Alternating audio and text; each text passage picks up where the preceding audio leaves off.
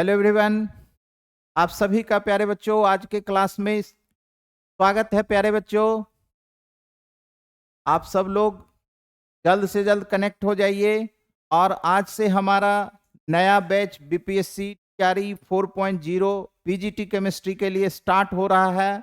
आज उसका introduction class है जिसमें हम लोग आज ये सीखेंगे, इस पे डिस्कस करेंगे कि हम लोग चैप्टर को, टॉपिक को किस तरीके से आगे बढ़ाने का काम करेंगे, क्या हमारा स्ट्रेटजी होगा, क्या रणनीति होगा जिसके तहत हम लोग कम समय में ज़्यादा टॉपिक को कवर करेंगे। और ये प्योरली एनसीईआरटी बैच है, जैसा कि आप देख रहे हैं एनसीईआरटी केमिस्ट्री, क्योंकि ये जो फर्स्ट चैप्टर है आपका 11th का है, इसी तरह से बारी बारी से आपका 11th के और 12 के चैप्टर्स आएंगे, इसलिए यहाँ पे पीजीटी 11 लिखा हुआ है। जब 12 के चैप्टर आएंगे तो पीजीटी 12 लिखाएगा। ठीक है, तो ये प्योरली प्यारे बच्चों किसका बैच है? एनसीईआरटी का बैच है, और इसमें हम लोग एनसीईआरटी को लाइन बाय लाइन लेके आगे बढ़ने का काम करेंगे। तो डेफिनेटली इससे आपको क्या होगा? बेनिफिट होगा। इसके लिए आप 100% श्योर रहिए प्यारे बच्चों, और आपको इससे डेफिनेटली बहुत बहुत बहुत ही बेनिफिट होगा। तो अब आते हैं हम लोग अपने टॉपिक पे, और एक बात कहना चाहेंगे कि अगर आप एप्लीकेशन पे इस वीडियो को देख रहे हैं, वॉच कर रहे हैं, तो आप अपने भी देखें, और अगर आपके दोस्त हैं, फ्रेंड हैं कोई, तो उन्हें भी बताएं कि एनसीईआरटी के चैप्टर वाइज जो ये पीजीटी केमिस्ट्री स्टार्ट हुआ है और इसको करना बेहद ही लाभदायक है। इसे आप इन्फॉर्म कर सकते हैं जिससे कि आपके साथ दूसरे को भी कुछ लाभ हो जाए, है ना। तो आइए अब हम लोग धमाकेदार तरीके से हम लोग अपने ये अपने चैप्टर को और टॉपिक को स्टार्ट करते हैं। और जो आपको पता है कि ये जो हमारा एनसीईआरटी का जो फर्स्ट चैप्टर है, ये आप देख रहिए, ये क्या है? ये है आपका यूनिट 1, है ना। Unit 1 means chapter 1। और ये क्या है? ये रसायन विज्ञान की कुछ चैप्टर का नाम है, ये हमारा some basic concept of chemistry. ये चैप्टर है हमारा some basic concept of chemistry, Hindi में रसायन विज्ञान की कुछ मूल अवधारणाएं, ये चैप्टर का नाम है। अब इस चैप्टर में क्या क्या हम लोगों को पढ़ना है, ये देखिए। आपको पता है कि केमिस्ट्री बेसिकली हम लोग जो है ये केमिस्ट्री की अगर हम बात करें, यानी ये हमारा केमिस्ट्री है, और ये केमिस्ट्री बेसिकली हमारा जो है 3 पार्ट में मुख्य रूप से डिवाइडेड है।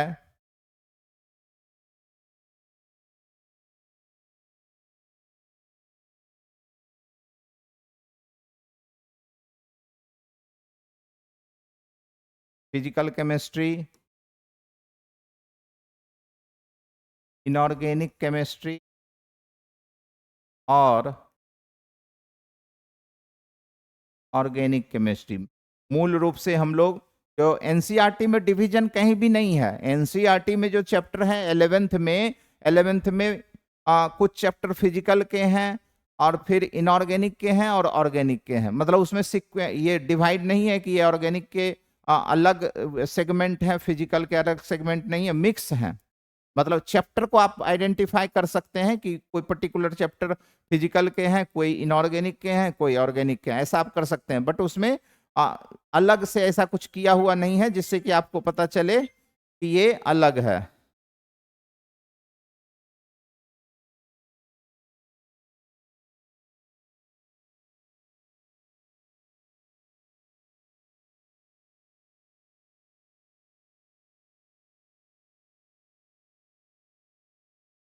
ऑनलाइन है, अभी क्लास ले रहे हैं, वही क्लास स्टार्ट हुआ, एप्लीकेशन कनेक्ट हुई। क्लास के बाद बात करेंगे, अभी जस्ट क्लास शुरू हुआ, एप्लीकेशन।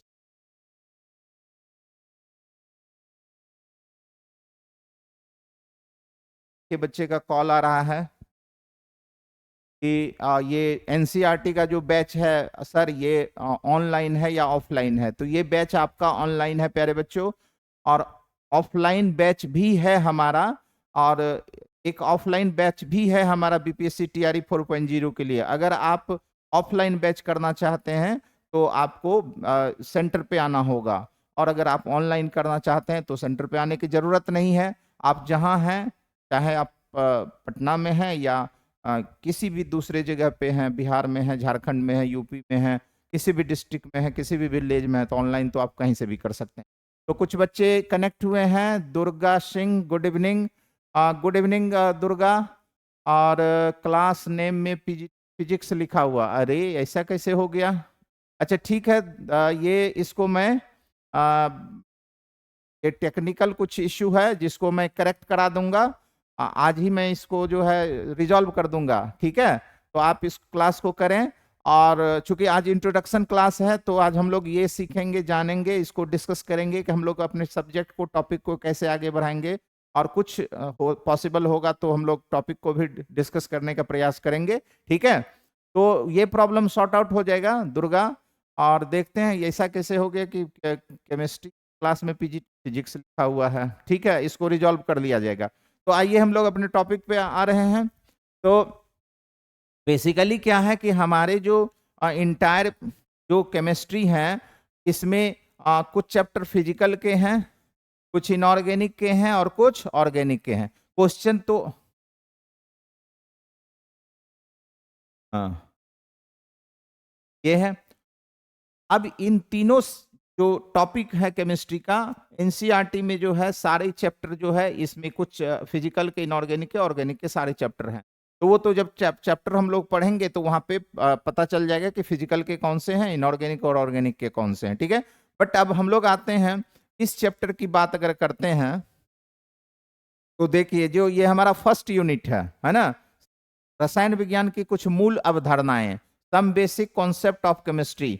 तो इसमें बेसिकली जो हम लोगों को जानना है, ये देखिए, ये some basic concept of chemistry, इस ये जो है आपका क्या है, फिजिकल केमिस्ट्री के, ये फिजिकल केमिस्ट्री के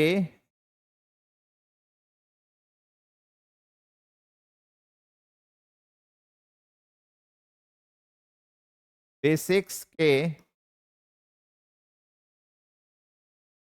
चैप्टर हैं, ठीक है? ये क्या है, फिजिकल केमिस्ट्री के, ये फिजिकल केमिस्ट्री के बेसिक्स के चैप्टर हैं। मतलब इसमें ये बेसिकली मूल रूप से ये क्या है, फिजिकल केमिस्ट्री का चैप्टर है। और उसमें भी क्या, फिजिकल केमिस्ट्री का जो टोटल बेसिक्स है, वो सभी बेसिक्स आप इसको पढ़ेंगे इस चैप्टर में, बेसिक्स। अब इसमें जो हम लोग पढ़ेंगे आगे भी आपको डिस्कस करेंगे कि अब ये तो क्लियर हो गया कि ये चैप्टर हमारा फिजिकल का है, ये इनऑर्गेनिक और ऑर्गेनिक से इस चैप्टर का कोई संबंध नहीं है। आगे के चैप्टर में जो आएगा नेक्स्ट चैप्टर, वहां मैं आपको बताऊंगा कि ये इनऑर्गेनिक के चैप्टर कौन से हैं, ठीक है? ये क्लियर हो गया।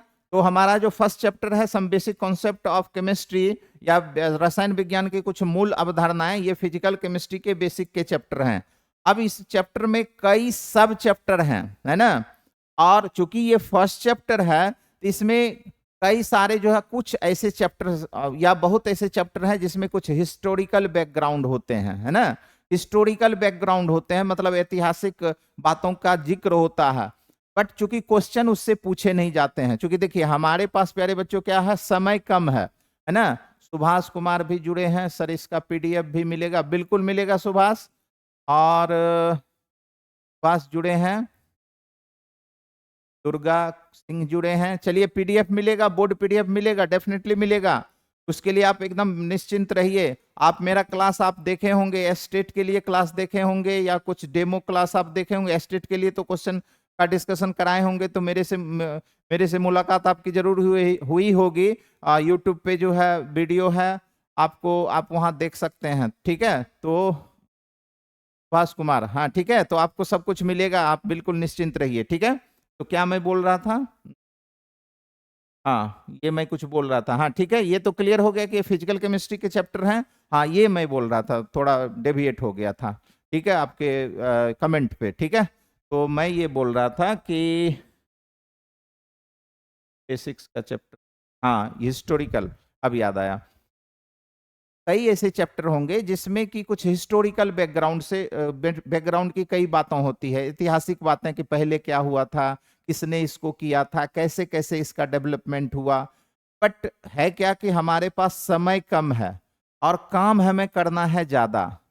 तो हम वहां ज्यादा फोकस करेंगे, हम उनको 100% कवर करेंगे जो हमारे काम की चीजें हैं। एनसीईआरटी में मोस्ट ऑफ चीजें काम की है, ज्यादातर चीजें क्या है, काम की है, ठीक है। बट कुछ ऐसी चीजें हैं जो काम की नहीं है, तो उसको हम लोग साइड करेंगे। हाँ, और कुछ ऐसी भी चीजें हैं जिसमें एनसीईआरटी में सफिशियंट नहीं है, अपर्याप्त है, इनसफिशियंट है, तो उसको हम एक्स्ट्रा भी ऐड करेंगे। हम अपने तरीके से उसमें एक्स्ट्रा ऐड करेंगे। जहां पे एनसीईआरटी के कंटेंट सफिशिएंट नहीं है उसमें एक्स्ट्रा ऐड करेंगे, और जहां पे जो हमारे लिए एग्जामिनेशन पॉइंट ऑफ व्यू से उपयोगी नहीं है उसको हम लोग वहां से उसको इलिमिनेट करेंगे, या उस पर हम लोग ज्यादा चर्चा नहीं करेंगे, उसको स्किप करेंगे। क्योंकि अगर ऐसा नहीं करेंगे तो हम हमारा जो मंजिल है, हमारा जो टारगेट है बीपीएससी और टीआरई 4.0 पीजीटी केमिस्ट्री का, वहां तक पहुंचने में हमको इससे कठिनाई होगी, ठीक है। तो आई होप कि आप हमारी बातों को समझ रहे होंगे, समझ चुके होंगे कि मैं कहना क्या चाह रहा हूं, और आपसे आपको मैं क्या बताना चाह रहा हूं। निश्चित रूप से इसको अगर हम लोग फॉलो करेंगे तो हम लोग अपने टॉपिक को कवर करते हुए भी आगे बढ़ेंगे, और हमारा स्पीड भी ठीक रहेगा, और हमारे सिलेबस भी ऑलमोस्ट हम लोग उसको कंप्लीट करेंगे अपने समय पे, क्योंकि समय कम है। और आप यूं समझिए कि 2 साल का सिलेबस होता है, 11th का और 12 का दोनों मिला के, 1 साल 11th का और 1 साल 12 का, और हमारे पास समय क्या है, कम है। इसीलिए मैं बता रहा हूं कि जो एग्जामिनेशन पॉइंट ऑफ व्यू से बहुत जरूरी नहीं है उसको हम लोग छोड़ने का काम करेंगे। जैसे बताया कि हिस्टोरिकल बैकग्राउंड, अब हिस्ट्री का जिक्र किया है, उससे कोई क्वेश्चन नहीं बन रहा है, क्वेश्चन आज तक उस तरह के नहीं पूछे जाते हैं, ठीक है। कुछ हिस्टोरिकल बैकग्राउंड जो जरूरी है पूछे जाते हैं, अब तो उसको हम लोग जरूर कवर करेंगे। जैसे पूछा जाएगा कि न्यूट्रॉन का डिस्कवरी किसने किया, जेम्स चैडविक ने किया, ये सब पूछा गया है, पूछा जाता है, तो उसको जरूर डिस्कस करेंगे। लेकिन कैसे डेवलपमेंट हुआ, अल्केमी क्या है, कैसे कैसे इसमें जो है हिस्ट्री में क्या हुआ, ये सब बहुत जरूरी नहीं है। हम लोग आएंगे टू दी पॉइंट, ठीक है। तो जो फर्स्ट चैप्टर है ना, इसमें कई सारी बातें ऐसी है जो हिस्टोरिकल बैकग्राउंड की है, तो आप अदरवाइज अगर हम उसको कवर करेंगे, ऐसा नहीं कि उसको अगर हम कवर करेंगे तो फिर अननेसेसरी चीजों को हम लोग को क्या पढ़ने की तो कोई जरूरत नहीं है। आई होप कि मतलब इसमें हमारा एनर्जी और टाइम दोनों बर्बाद होगा, है ना। इसलिए हम लोग अपना जो अपना जो मॉड जो अपना जो चलेगा, यानी किस तरीके से हम लोग लेके चलेंगे, जो उपयोगी है उस पर इम्फेसिस करेंगे, जो एक्स्ट्रा बात और हमको उसमें जानना है उसको ऐड करेंगे, जो वहां दिया हुआ जरूरी नहीं है उसको साइड करेंगे। तो आप हमारी बातों को समझ गए होंगे, ठीक है। तो हमारा ये चैप्टर है, ठीक है। अब इसमें आते हैं कि अब इसको आगे बढ़ाते हैं, और मैंने आपको बताया, ये तो क्लियर हो गया कि फिजिकल केमिस्ट्री के ये चैप्टर हैं। अब इसमें कई चैप्टर, यानी इस चैप्टर में कई सब चैप्टर हैं, है ना। अब कौन कौन सा चैप्टर है, जैसे इस टॉपिक में यानी इस चैप्टर में हम लोग जो पढ़ेंगे, जो मुख्य रूप से जो ज्यादा क्वेश्चन पूछा जाता है वो होता है मोल कॉन्सेप्ट, क्योंकि ये फिजिकल केमिस्ट्री के बेसिक्स हैं, फिजिकल केमिस्ट्री के बेसिक्स हैं। तो ये क्या है, न्यूमेरिकल बेस्ड को आपको चैप्टर है, न्यूमेरिकल बेस्ड क्वेश्चन इससे पूछे जाते हैं। जो इसमें सबसे ज्यादा क्वेश्चन बनेगा इस चैप्टर से, वो बनेगा मोल कॉन्सेप्ट से। दूसरा बनेगा परसेंटेज कंपोजिशन और इंपेरिकल फॉर्मूला से। तीसरा बनेगा आपका कॉन्सेंट्रेशन ऑफ सॉल्यूशन से, सब इसी चैप्टर में है। कॉन्सेंट्रेशन ऑफ सॉल्यूशन जिसमें मोलरिटी, मोलैलिटी, है ना, हिंदी में उसको मोलरता और मोललता बोलते हैं, ठीक है। मोलरिटी, अच्छा हिंदी इंग्लिश दोनों होगा, बाइलिंगुअल होगा, समझाएंगे हम आपको ईच एंड एवरी बातें जो है हिंदी में समझाएंगे, और एक्सप्लेन सब कुछ हिंदी में होगा। और जो लिखने का काम करेंगे हिंदी इंग्लिश दोनों में लिखेंगे। आप देख लीजिए इसमें हिंदी इंग्लिश मिक्स है ना। ये फिजिकल केमिस्ट्री के बेसिक्स के चैप्टर हैं, ठीक है। तो हिंदी इंग्लिश दोनों में चलेगा, और समझाएंगे आपको प्योरली हिंदी में। तो डेफिनेटली हिंदी वाले को भी कोई कठिनाई नहीं होगी, और इंग्लिश वाले को भी कोई कठिनाई नहीं होगी, अदरवाइज आप हमें बताने का काम करेंगे, ठीक है। और भी कई बच्चे जुड़े हैं, सुभाष जुड़े हैं, दुर्गा तो पहले से जुड़े हैं, Nitish Pathak, hello sir, good evening, good evening Nitish. Mithilesh Kumar sir, इस क्लास को ऑफलाइन में भी चालू किया जाए। अच्छा, जरूर जरूर मिथिलेश, आप संपर्क मेरे से कीजिएगा, मैं आपको अपना नंबर दे देता हूं सबको। मेरा नंबर आप लिख लीजिए, और आपको कोई भी कठिनाई हो, कुछ भी आपको ये मेरा नाम आपको शायद पता है या नहीं, ठीक, मुकेश सर के नाम से आप जानिए, है ना, मुकेश सर, यानी मुकेश कुमार मेरा नाम है, और मेरा नंबर है 8709213638। ये मेरा व्हाट्सअप नंबर भी है और ये कॉलिंग नंबर भी है, आप इसको नोट डाउन कर लें। अगर आपको कोई भी कठिनाई कभी भी लगे तो आप इस नंबर पे व्हाट्सअप कर लीजिएगा। कॉल भी कर सकते हैं, लेकिन हो सकता है मैं क्लास में रहूं तो कॉल आपका रिसीव नहीं कर पाऊं, बट व्हाट्सएप पे अगर आप कोई मैसेज करेंगे तो आपको देर सवेरा उसको आपको रिप्लाई मिल जाएगा। आपको कोई भी कठिनाई हो, किसी भी तरह की दिक्कत हो, कोई भी चीजें हो, तो आप इस नंबर पे व्हाट्सएप या कॉल कर सकते हैं। ठीक है, तो ये हो गई बातें, क्लियर है? चालू किया जाए, जरूर हम उस पे ये करेंगे, आप मेरे से बात कीजिएगा, मैं आपको उसका मैं समाधान आपको बताऊंगा। ठीक है, ये क्लियर है? मैं सब कुछ, चूंकि आज इंट्रोडक्शन क्लास है, तो इसमें हम लोग कैसे हम लोग टॉपिक को लेकर आगे बढ़ेंगे, एनसीईआरटी के लाइन बाय लाइन, और ये सारी चीजों को हम लोगों ने डिस्कस इन ब्रीफ किया है, आगे हम देखते हैं। हाँ, तो इसमें मैं क्या बताया कि इसमें जो सबसे ज्यादा इस चैप्टर से क्वेश्चन पूछेंगे, क्योंकि ये न्यूमेरिकल बेस्ड चैप्टर है, इसमें न्यूमेरिकल क्वेश्चन ज्यादा पूछे जाते हैं। ठीक है, mole concept, percentage composition and empirical formula, तीसरा आपका कंसंट्रेशन ऑफ सॉल्यूशन, जिसको हिंदी में क्या बोलते हैं, विलयन की सांद्रता बोलते हैं, जिसमें मोलरिटी, मोलैलिटी, फिर परसेंटेज वेट बाय वेट, फिर आपका मोल फ्रैक्शन, ये सारे पैरामीटर्स या ये सारे टर्म्स को हम लोग पढ़ेंगे। तो 3 चैप्टर मैंने बताया, कंसंट्रेशन ऑफ सॉल्यूशन, फिर आपका percentage composition and empirical formula, mole concept, इसी में मोलर मास, एटॉमिक मास, ये सब कुछ इसमें जानेंगे, डिटेल में पढ़ेंगे। लेकिन एनसीईआरटी बहुत ही कम दिया है, तो वही मैंने बताया, कई जगह एनसीईआरटी जो है कॉन्सेप्ट या जो टॉपिक है बहुत शॉर्ट में दिया है, लेकिन उतने से काम नहीं चलेगा, उससे ज्यादा हमको बताना होगा। तो मूल कॉन्सेप्ट हम जितना एनसीईआरटी में दिया है उससे ज्यादा आपको बताना होगा। और कई जगह जो है जिसकी जरूरत नहीं है, हिस्टोरिकल बैकग्राउंड में बहुत सारी बातों को बताया गया है, उसको कुछ को हम लोग जो, और उससे क्वेश्चन पूछा नहीं जाता, तो उसको हम लोग क्या करेंगे, स्किप करेंगे। ठीक है, अब फिर ये 3 मैंने बताया। चौथा जो है आपका है लॉ ऑफ केमिकल कॉम्बिनेशन, जिसे लॉ ऑफ मास, ये क्या कहते हैं, law of conservation of mass, law of definite proportion, ये सारी चीजों को हम लोग पढ़ेंगे, चौथे में वो पढ़ेंगे। ठीक है, फिर आपका जो है, फिर ये है क्लासिफिकेशन ऑफ मैटर, ये है एक छोटा सा टॉपिक है, सब लोग को पता है ना, तो उसको हम लोग देखेंगे, कवर करेंगे। क्लासिफिकेशन ऑफ मैटर, मैटर के टाइप्स, डिफरेंट टाइप्स के मैटर होते हैं, उसके बारे में हम लोग जानेंगे। ठीक है, फिर ऑफ केमिकल कॉम्बिनेशन बता ही दिया। फिर है यूनिट्स के बारे में जानेंगे। यूनिट्स आपको पता है कि जो लेटेस्ट जो यूनिट चल रहा है वो है क्या, एसआई सिस्टम, है ना, एसआई सिस्टम। एक होता है एमकेएस सिस्टम, एक होता है सीजीएस सिस्टम, फिर होता है एफपीएस सिस्टम। डिफरेंट सिस्टम्स के बारे में जानेंगे, बट इसको बहुत डिटेल में जानने की जरूरत नहीं आपको। इसके डायरेक्ट क्वेश्चन नहीं होते हैं, इसके यूजेज होते हैं, और इसको आप फिजिक्स में भी यूनिट एंड डायमेंशन चैप्टर में डिटेल में पढ़े होंगे, बट वहां पे हम थोड़ा ब्रीफ आपको जो है एक रिवीजन कराते हुए आगे बढ़ेंगे। ठीक है ना। आप जैसे पूछेगा कि वॉल्यूम, पूछेगा क्वेश्चन नहीं पूछेगा, लेकिन आपको जानना है वॉल्यूम का यूनिट क्या होगा, वॉल्यूम को किस यूनिट में मेजर करेंगे, है एसआई यूनिट क्या हो जाएगा, मीटर क्यूब हो जाएगा, और ऐसे जो है आपका सीजीएस यूनिट क्या हो जाएगा, सेंटीमीटर क्यूब हो जाएगा। ठीक है ना, और जनरल यूनिट क्या हो जाएगा, मतलब जो कि सीजीएस भी नहीं है, मतलब कॉमनली जो है पॉपुलर यूनिट है, लीटर है।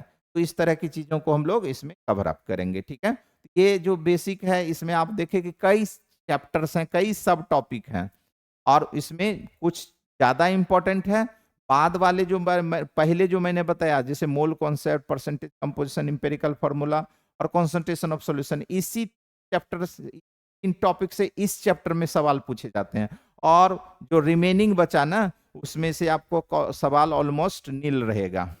जैसे साइंटिफिक नोटेशन हुआ, लगभग नहीं उसमें पूछा जाता है, लॉ ऑफ केमिकल कॉम्बिनेशन नहीं पूछा जाता, लेकिन मैं पढ़ाऊंगा। ठीक है, अब बढ़ाते हैं हम लोग, नेक्स्ट पे आते हैं। तो ये चैप्टर का इंट्रोडक्शन हो गया, और मैंने जो बताया, अब देखिए नेक्स्ट पे।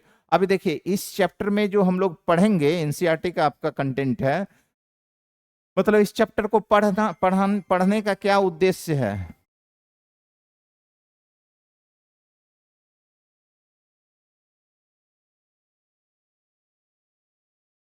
क्लास ले रहे हैं, क्लास के बाद करते हैं।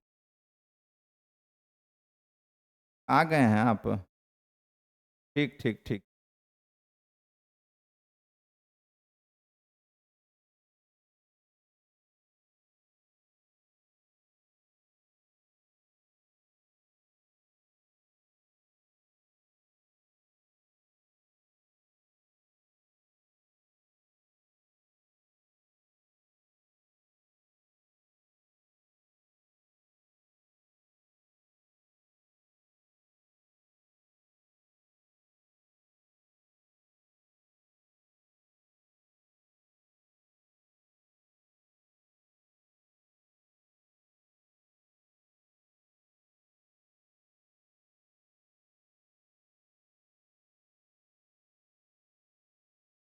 तो आपको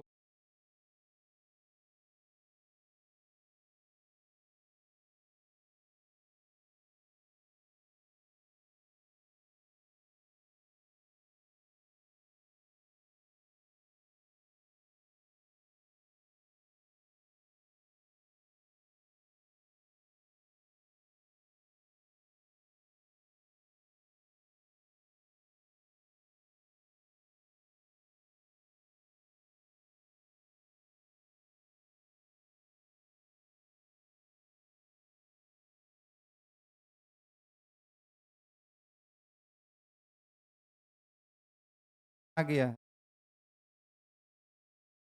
अपना गली में उस नंबर पे कॉल कर ली। हैं? पानी लगा है,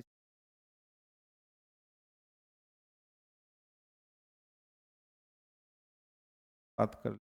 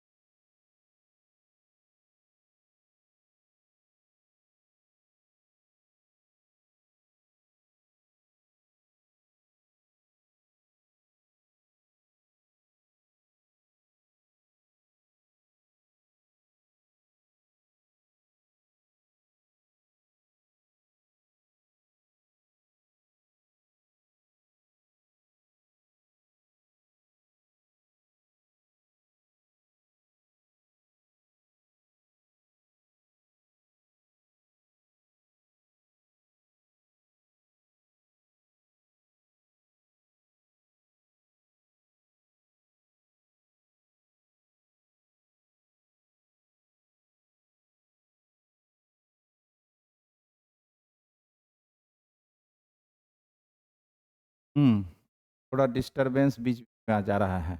चलिए ठीक है, देखिए अब आ जाते हैं।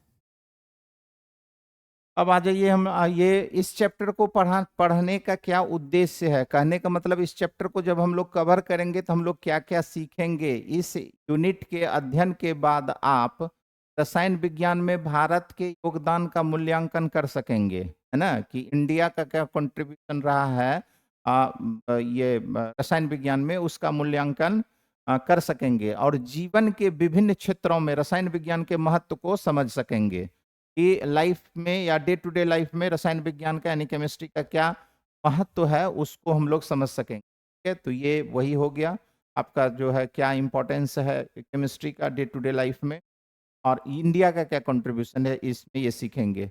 द्रव्य की तीनों अवस्थाओं के अभिलक्षणों की व्याख्या कर सकेंगे।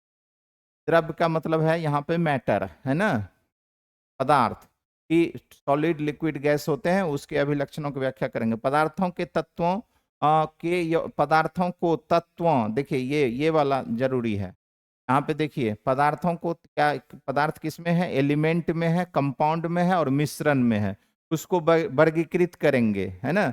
ये चीज जो है वही है, क्लासिफिकेशन ऑफ मैटर है। वैज्ञानिक संकेतक का प्रयोग कर सकेंगे और सार्थक अंक निर्धारित कर सकेंगे, मतलब साइंटिफिक नोटेशन में कैसी चीजों को या उनको लिखेंगे, वो है। परिशुद्धता और यथार्थता में भिन्नता स्पष्ट कर सकेंगे। फिर देखिए अब यूनिट में आ गया, एसआई यूनिट, एसआई आधार मात्रकों को परिभाषित कर सकेंगे कि एसआई यूनिट क्या होता है, और भौतिक राशियों के मात्रकों को एक प्रणाली से दूसरी प्रणाली में कैसे ये कन्वर्ट, इंटर कन्वर्ट, जैसे मीटर को सेंटीमीटर में कैसे कन्वर्ट करेंगे, सेंटीमीटर को मीटर में कैसे कन्वर्ट करेंगे, है ना। वही यहाँ पे है, भौतिक राशियों के मात्रकों को एक प्रणाली से दूसरी प्रणाली में रूपांतरित कर सकेंगे, है ना। जैसे कि आपका जो कोई एसआई यूनिट में है तो उसको एस में कैसे कन्वर्ट करेंगे। तो ये यूनिट्स के बारे में मैंने आपको बताया। रासायनिक संयोजन के विभिन्न नियमों को क्या व्याख्या करेंगे, यही है लॉ ऑफ केमिकल कॉम्बिनेशन, जो मैंने अभी आपको बताया। तो ये इसको भी हम लोग पढ़ेंगे, ठीक है, व्याख्या कर सकेंगे। फिर क्या है, परमाणु द्रव्यमान, औसत परमाणु द्रव्यमान मतलब क्या है, एटॉमिक मास और एवरेज एटॉमिक मास, अणु द्रव्यमान और सूत्र द्रव्यमान की सार्थकता बता सकेंगे, ठीक है। अब देखिए जो सबसे ज्यादा इंपॉर्टेंट है इस चैप्टर में वो ये है, मोल और मोलर द्रव्यमान पदों का वर्णन कर सकेंगे। यहां से क्वेश्चन सबसे ज्यादा पूछे चैप्टर में। किसी यौगिक के संघटक, यौगिक का कंपोजिशन, तत्वों का द्रव्यमान परसेंटेज, ये यही आपको बता, जो लास्ट में है वही ज्यादा इंपॉर्टेंट। किसी यौगिक के संगठन, कंपोजिशन, तत्व का द्रव्यमान प्रतिशत यानी मास परसेंटेज कैलकुलेट कर सकेंगे। यहां से भी क्वेश्चन आपका आता है। दिए गए प्रायोगिक आंकड़े से किसी यौगिक के लिए मूलानुपाती सूत्र, ये इंपेरिकल फॉर्मूला हुआ, और ये हुआ मॉलिक्यूलर फॉर्मूला, अणुसूत्र निर्धारित कर सकेंगे, ये भी इंपॉर्टेंट है। फिर है स्टोइचियोमेट्री, ये भी हमारा इंपॉर्टेंट है। तो ज्यादा जो इंपॉर्टेंट है वो मैंने आपको यहाँ पे टाइप कर दिया, स्टोइचियोमेट्रिक गणनाएं कर सकेंगे, ये सब हम लोग इस चैप्टर में पढ़ेंगे, यहाँ से क्वेश्चन आता है ना। तो ये मोल कॉन्सेप्ट हो गया, फिर परसेंटेज कंपोजिशन हो गया, मास परसेंटेज, फिर ये आपका empirical formula and molecular formula, stoichiometry, और ये लॉ ऑफ केमिकल कॉम्बिनेशन, और ये सारी चीजों को हम लोग पढ़ेंगे। मैटर का क्लासिफिकेशन, ये सब हम लोग पढ़ेंगे। अब इसी का जो होगा नेक्स्ट देख लीजिए, का इंग्लिश है ऑब्जेक्टिव, यानी यहाँ हिंदी में क्या था, उद्देश्य, और ये ऑब्जेक्टिव, वही चीजें हैं, वही जो चीजें हैं उसी के बारे में है। After studying this you will be able to appreciate the contribution of India in the development of chemistry. ये हिस्ट्री है, मतलब हिस्टोरिकल है, ये सब बहुत ज्यादा इंपॉर्टेंट नहीं है। Development of chemistry, understand the role of chemistry, देखिए understand the role of chemistry in different sphere of life, कि डिफरेंट स्फीयर ऑफ लाइफ में केमिस्ट्री का क्या योगदान है, उस बारे में क्या यूजेज है ये जानेंगे। Explain the characteristic of 3 states of matter, states of matter में ये आपका 3 स्टेट्स ऑफ मैटर हम लोग पढ़ेंगे, solid liquid gas. Classify different substances into element, element मतलब मैटर सबस्टांस का क्लासिफिकेशन किसमें, एलिमेंट में, कंपाउंड में और मिक्सचर में, उसके बारे में जानेंगे। Use scientific notation and determining significant figure, ये जानेंगे हम लोग, सिग्निफिकेंट फिगर निकालने के लिए। Differentiate between precision and accuracy, ये इसी का पार्ट है। Definite SI base units and convert physical quantity from one system of unit to another. Explain various law of chemical combination, ये इंपॉर्टेंट है, ठीक है। Various law of chemical combination, law of constant, law of conservation of mass, या other जो है law of constant proportion, ये सब भी जो है हम लोग इसमें पढ़ेंगे। फिर इसी में और आगे है, appreciate the significance of atomic mass, average atomic mass, molecular mass and formula mass. Describe the, अब ये सबसे ज्यादा important, describe the term mole and molar mass, ये सब यहां से क्वेश्चन बनेगा। Calculate the mass percent of component, calculate the mass percent of component element constituting a compound, ये इंपॉर्टेंट है। डिटरमाइनिंग एम्पिरिकल फार्मूला, यानी कि एम्पिरिकल फार्मूला निकालेंगे, and molecular formula for the compound from the given experimental data, experimental data से निकालेंगे, है ना। फिर क्या है, परफॉर्म द स्टोइचियोमेट्रिक कैलकुलेशन, ये हम लोग करेंगे, ठीक है, ये हम लोग करेंगे। यहाँ तक ये क्या है, स्टोइचियोमेट्री है ना, स्टोइचियोमेट्री है। अब यहाँ से हमारा टॉपिक शुरू होता है, स्टार्ट होता है, ठीक है। Perform the stoichiometric calculation. अच्छा, इसमें ये हम देख रहे हैं जो पुराने किताब में है उसमें कंसंट्रेशन ऑफ सॉल्यूशन दिया हुआ है, स्टोइचियोमेट्री दोनों दिया है, नए में जो है सिर्फ स्टोइचियोमेट्री दिया है। अच्छा, देखते हैं वहाँ पे क्या है, वो दिया है कि नहीं दिया है, वो तो सब टॉपिक आएगा तो पता चलेगा, ठीक है। तो यहाँ से इस चैप्टर में हम लोगों ने अब तक जो क्लियर हुआ वो क्या क्या क्लियर हुआ, मोल कॉन्सेप्ट सबसे ज्यादा important, percentage composition,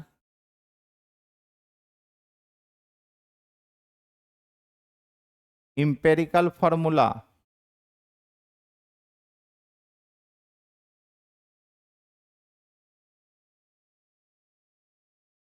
percentage composition and empirical formula, ठीक है। फिर तीसरा क्या,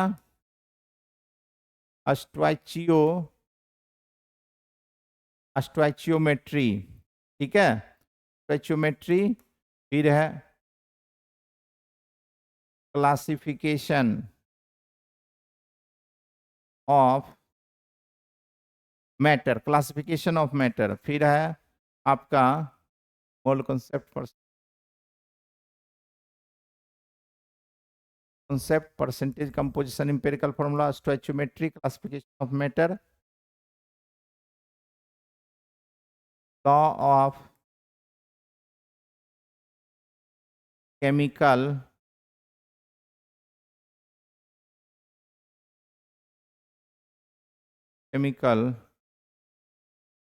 combination। ये मुख्य रूप से हम लोग जो है इसमें पढ़ेंगे, ठीक है। तो ये सारे चैप्टर या टॉपिक होंगे, ये सारे जो है ज्यादा इंपॉर्टेंट है, ये सारे स्टोइचियोमेट्री, क्लासिफिकेशन, ये सिंपल टॉपिक है, इसमें ज्यादा कुछ है, ठीक है। ठीक है, आगे बढ़ते हैं। तो अब हम लोग अपने टॉपिक को स्टार्ट कर रहे हैं, और यहाँ से ये चैप्टर में क्या हम लोगों को पढ़ना है, क्या इसमें इंपॉर्टेंट है, क्या इंपॉर्टेंट नहीं है, वो सब कुछ मैंने इस आपको डिस्कस किया। ये फर्स्ट यूनिट है, फर्स्ट यूनिट ये फिजिकल केमिस्ट्री का बेसिक टॉपिक है। अगर आप मोल कॉन्सेप्ट को अच्छे से सीखते हैं तो चूंकि फिजिकल केमिस्ट्री जो होते हैं न्यूमेरिकल बेस्ड होते हैं, इनऑर्गेनिक केमिस्ट्री और ऑर्गेनिक केमिस्ट्री में न्यूमेरिकल के स्कोप बहुत कम होते हैं या ऑलमोस्ट नहीं होते हैं, ठीक है। तो लेकिन इसमें आपका न्यूमेरिकल के स्कोप है, न्यूमेरिकल के हमेशा जो है इसमें क्वेश्चन होते हैं, थ्योरेटिकल भी होते हैं, न्यूमेरिकल दोनों होते हैं, ठीक है। इसलिए आपको इसके कॉन्सेप्ट को सीखना होगा, और इस चैप्टर में कई सब चैप्टर आपको इंक्लूडेड है जो कि मैंने आपको यहाँ लिखा है, ठीक है। तो अब बढ़ते हैं हम लोग नेक्स्ट। अब देखिए चैप्टर का शुरुआत यहाँ से होता है, और इसके आगे जो है हिस्ट्री है, जिसको पे हम लोग ज़्यादा चर्चा नहीं करेंगे, वन बाय वन आपको इसमें हम बताते चलेंगे। रसायन विज्ञान अणुओं और उनके रूपांतरण का विज्ञान है, मतलब केमिस्ट्री के बारे में हॉफमैन रोआल्ड हॉफमैन ने कहा है। रोआल्ड हॉफमैन का कहना है कि रसायन विज्ञान अणुओं और उसके रूपांतरण का विज्ञान है। यह न केवल 100 तत्वों का विज्ञान है, यह सिर्फ 100 तत्वों का विज्ञान नहीं है, अपितु उससे निर्मित होने वाले असंख्य प्रकार के अणुओं का भी विज्ञान है। क्योंकि अभी जो है टोटल एलिमेंट है पीरियोडिक टेबल में 118 एलिमेंट है ना, 118 एलिमेंट अभी पीरियोडिक टेबल में है ना। पीरियोडिक टेबल में टोटल कितने तत्व हैं, 118 हैं। 118 एलिमेंट अभी पीरियोडिक टेबल में है। अब उसमें यहाँ पे 100 लिखा है, उस समय चूंकि बहुत पहले की बात है तो उस समय ये बोले हैं तो उस समय इतना ही रहा होगा। तो ये केमिस्ट्री के बारे में बोला जा रहा है कि रसायन विज्ञान अणुओं और उसके रूपांतरण का विज्ञान है, और यह न केवल 100 तत्वों का विज्ञान है, अपितु उससे निर्मित होने वाले 100 तत्व से जो निर्मित होंगे, एक नहीं, थाउजेंड नहीं, लैक्स नहीं, करोड़्स और एंड करोड़्स ऑफ मॉलिक्यूल्स निर्मित होंगे, और वो असंख्य प्रकार के अणुओं का भी विज्ञान है। Chemistry is the science of molecules. Chemistry क्या है? साइंस किसका है? Science of molecules and their transformation. एक मॉलिक्यूल दूसरे मॉलिक्यूल में ट्रांसफर होते हैं, इसी को ट्रांसफॉर्मेशन कहते हैं। It is the science not so much of the 100 element, यह सिर्फ जो है 100 एलिमेंट का साइंस नहीं है, but the infinite variety of molecules that may be build from them, जो उससे बनते हैं उसके बारे में बोला गया। तो ये उनका ये है, और वो सही ही बोले हैं इस बात को। आगे बढ़ते हैं। अब देखिए इसका कुछ हिस्टोरिकल बैकग्राउंड है केमिस्ट्री का। विज्ञान को मानव द्वारा प्रकृति को समझने और उसका वर्णन करने के लिए ज्ञान को व्यवस्थित करने के निरंतर प्रयास के रूप में देखा जा सकता है। तो इसको आपको एक बार रीडिंग दे दीजिएगा, है ना। कोई बोले कि अब शुरुआत से उठाया है, इसमें अब जैसे कुछ कुछ है, दूध से दही का बनना, ये क्या है? केमिकल चेंजेज है। दूध से आप दही बना सकते हैं, बट दही को आप दूध में कन्वर्ट नहीं कर सकते हैं, है ना। तो दूध से दही बन जाएगा, लेकिन दही कभी भी आप दूध में कन्वर्ट नहीं कर सकते हैं। ये केमिकल कॉम्बिनेशन है। लंबे समय तक गन्ने के रस को रखने पर उससे सिरका क्या है? एसिटिक एसिड है। सिरका क्या है? एसिटिक एसिड है। का में क्या होता है? Acetic acid. और एसिटिक एसिड का फॉर्मूला क्या होता है? CH3COOH, है ना। ये है एसिटिक एसिड। और इसी का IUPAC नेम क्या होता है? IUPAC नेम होता है इथानोइक एसिड। ये क्या है? इथानोइक एसिड होता है। तो अब लंबे दूध से दही, अब दूध में क्या होता है? दूध में होता है लैक्टोज शुगर। लैक्टोज शुगर होता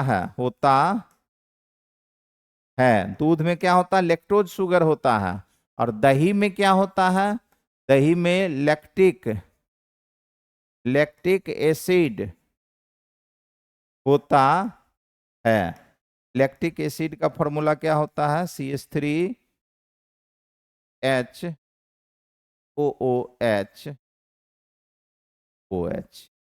ये इसका फॉर्मूला है।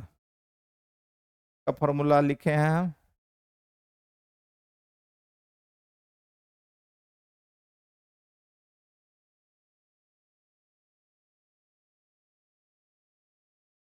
CH3COOH, ये लैक्टिक एसिड। तो दही में क्या होता है?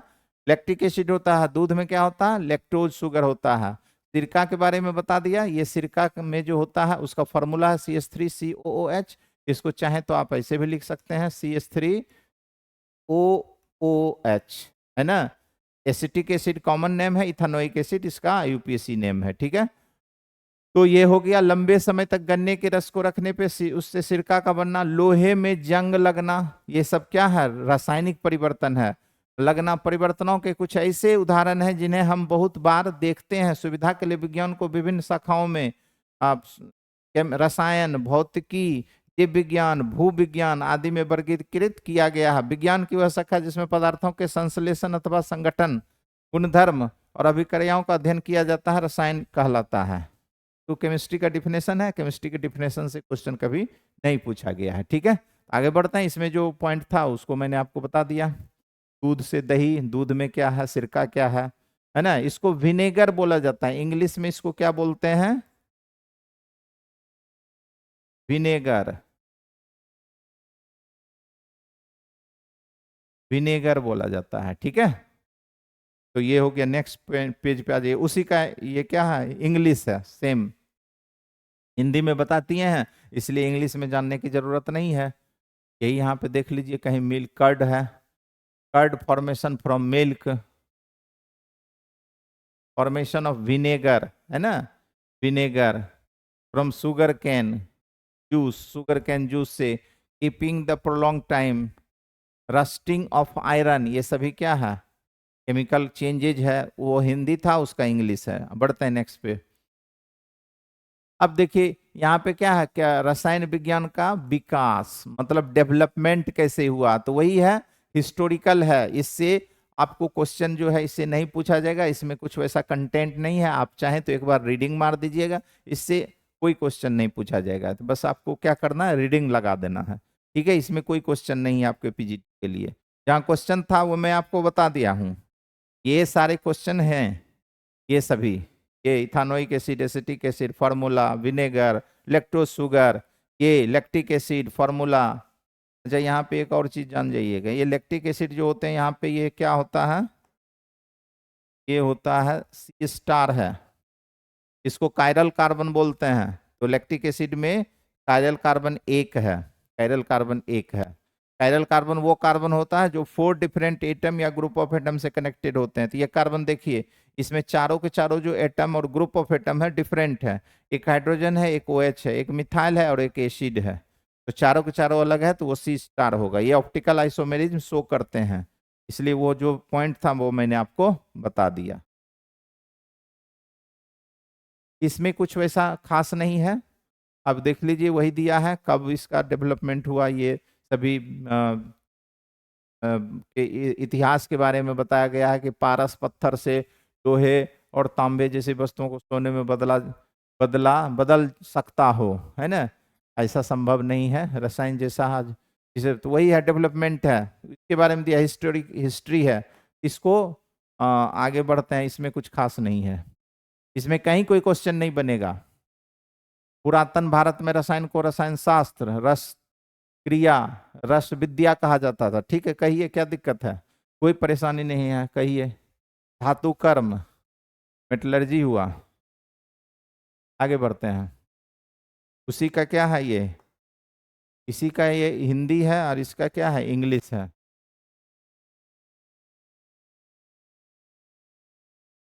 मोहनजोदड़ो, अब देखिए मोहनजोदड़ो वगैरह का आया है, यही है ना मोहनजोदड़ो। जिप्सम, जिप्सम क्या होता है, देखिए ये जिप्सम, जिप्सम क्या होता है, CaSO4.2H2O, ये है कैल्शियम सल्फेट, और फिर क्या है 2H2O, ये जिप्सम है। Construction work, it contain lime sand and traces of calcium carbonate. ये कैल्शियम कार्बोनेट CaCO3, इसको क्या बोला जाता है, लाइम स्टोन बोलते हैं इसको। ठीक है, चूना पत्थर हिंदी में क्या बोलते हैं, चूना पत्थर। ठीक है,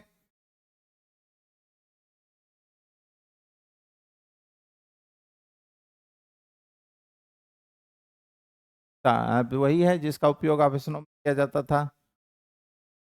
ये सब बस वही है, हिस्टोरिकल बैकग्राउंड है, इसमें कुछ खास नहीं है जहां से क्वेश्चन कोई निकले।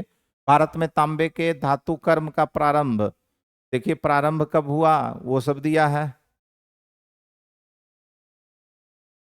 According to Rigveda. ऋग्वेद बहुत पुरानी बातें हैं। Tanning of leather and dyeing of cotton, ये डाइंग ऑफ कॉटन, कॉटन को जो है रंगना, वेयर प्रैक्टिस ड्यूरिंग इतना टू इतना BC, है ना, पुराने वैदिक साहित्य में। इस सब में कहीं कुछ नहीं है। Copper utensil, iron, gold, silver, ये सब बस ऐसे ही है। बारूद बनाने के का विवरण,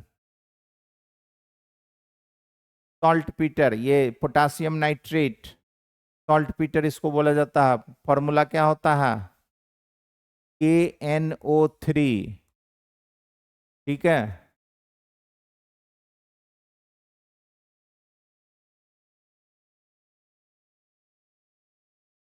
fire work using sulphur, charcoal and salt Peter, potassium nitrate, यही है salt Peter, potassium nitrate. Potassium nitrate क्या हो गया, KNO3, पोटासियम नाइट्रेट। यहां देखिए, क्रक पानी ने मर्क्यूरिक सल्फाइड की खोज की। मर्क्यूरिक सल्फाइड HGS, साबुन की खोज का श्रेय भी इन्हीं को जाता है, किनको, क्रक पानी को। ये क्वेश्चन कभी नहीं पूछेगा कि किसने साबुन की खोज की। ठीक है, क्रक पानी है ना, discovered the mercury sulphide HGS, the credit for the invention of soap, है ना, ये जानना, soap also goes to him. he used a mustard oil, सरसों तेल, and some alkalis as ingredient for making soap.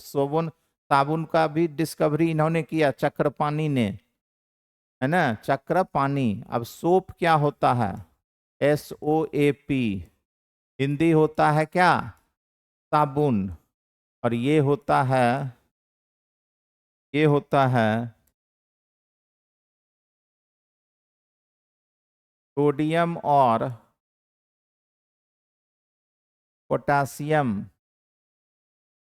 Salt of fatty acid, sodium और potassium salt of fatty acid. और इसका formula होता है RCOO माइनस प्लस। ये इसका general formula होता है, किसका? साबुन का। साबुन एक लवण, लवण का मतलब क्या हुआ? सॉल्ट है। साबुन क्या है? एक सॉल्ट है। और कैसा लवण है, कैसा सॉल्ट है? ये बेसिक सॉल्ट है। ये कैसा सॉल्ट है? बेसिक। साबुन जो होता है या साबुन का जो झाग होता है वो बेसिक नेचर का होता है, बेसिक सॉल्ट है ये। क्योंकि इसमें जो एसिड वाला पार्ट है ये वीक एसिड से आया है। ये वीक एसिड का पार्ट है, यहाँ से यहाँ तक, यहाँ से यहाँ तक का जो पार्ट है ये वीक एसिड का है। और ये आया है सोडियम हाइड्रोक्साइड से। सोडियम हाइड्रोक्साइड स्ट्रॉन्ग बेस होता है, इसीलिए ये क्या है? बेसिक सॉल्ट है। ठीक है, जहाँ से कुछ आता है वहां पे मैंने आपको बता दिया, है ना। चक्रपाणी ने साबुन का डिस्कवरी किया और पहली बार बनाया था सरसों तेल और कुछ अल्कली के रिएक्शन से बनाया था। ठीक है,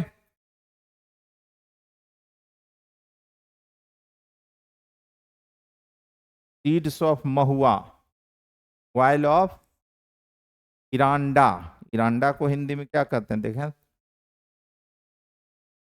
अरंड बोलते हैं, अरंड, अरंड का तेल, इरांडा।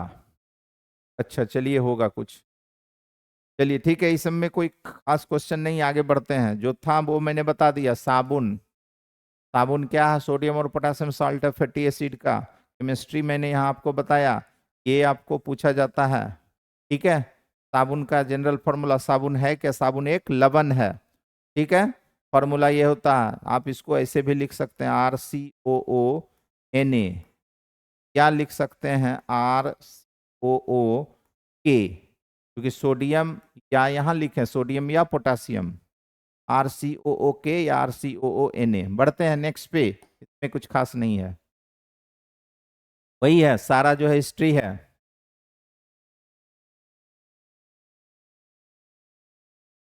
Number of classified text like Atharvaveda, बस वही वेद वगैरह का बात किया है।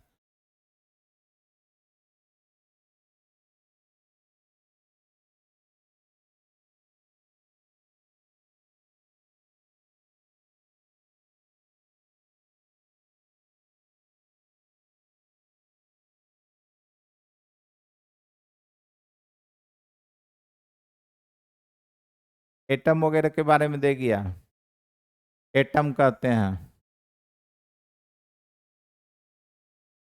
कोई ऋषि थे जिन्होंने पहली बार बताया था, लेकिन ये टर्म जो एटम दिया गया है, एटम, परमाणु बोलते हैं हिंदी में, तो क्या बोलते हैं? परमाणु। ए का मतलब होता है नॉट, और टॉम का मतलब होता है टू कट। मतलब क्या होता है? अकॉर्डिंग टू डाल्टन्स, डाल्टन्स के अनुसार, ये टर्म किसने दिया? डाल्टन ने। डाल्टन के अनुसार ये क्या है? एटम इनडिविजिबल है, जो कि उस समय के लिए सही था, बाद में ये गलत साबित हुआ, है ना। डाल्टन ने कहा कि एटम जो है सबसे सूक्ष्म कण है, इससे छोटा कोई कण नहीं होगा किसी एलिमेंट का, और एटम ही सबसे छोटा कण होता है डाल्टन के अनुसार। बट बाद में ऐसा हुआ, ये बात, ये क्या हो गया? गलत साबित हुआ। बोला कि नहीं, एटम्स खुद भी जो है सब एटॉमिक पार्टिकल के बने होते हैं, और उसका नाम है सब एटॉमिक पार्टिकल का इलेक्ट्रॉन, प्रोटॉन और न्यूट्रॉन, है ना। लेकिन उस समय तक इलेक्ट्रॉन, प्रोटॉन और न्यूट्रॉन का डिस्कवरी नहीं हुआ था। ये सब वही कुछ है, हिस्टोरिकल बातें हैं।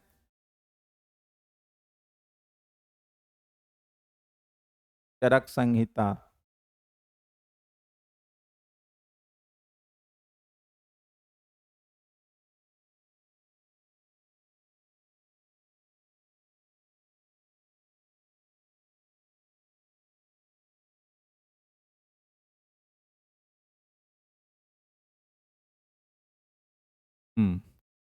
Extreme reduction of particle size is term as nanotechnology, है ना। मतलब साइज पार्टिकल का बहुत छोटा हो जाएगा तो उसको नैनो टेक्नोलॉजी, पार्टिकल के अगर छोटा कर दिया जाए तो उसको बोला जाता है नैनो टेक्नोलॉजी। ठीक है, ये सब वही हिस्ट्री है। जहाँ काम की बातें आएगी वहाँ हम लोग आगे बढ़ेंगे। ये सब सब वही हिस्ट्री है। एटम और मॉलिक्यूल, एटम मॉलिक्यूल पे हम लोग बात करेंगे, है ना। एटम के बारे में तो मैंने बताया कि ये टर्म किसने दिया, एटम टर्म दिया डाल्टन ने, डाल्टन के द्वारा।